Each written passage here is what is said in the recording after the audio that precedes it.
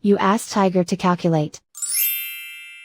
This deals with linear inequalities with one unknown.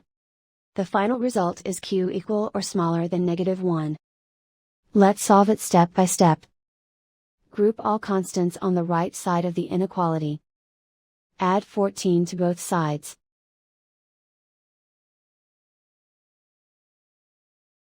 Group like terms.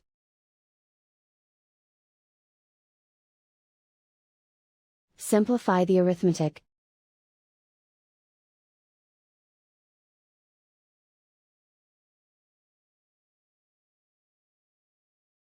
Isolate the q. Divide both sides by 3.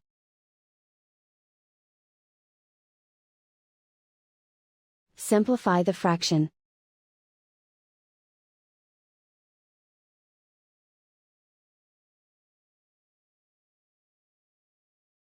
Plot the solution on a coordinate grid.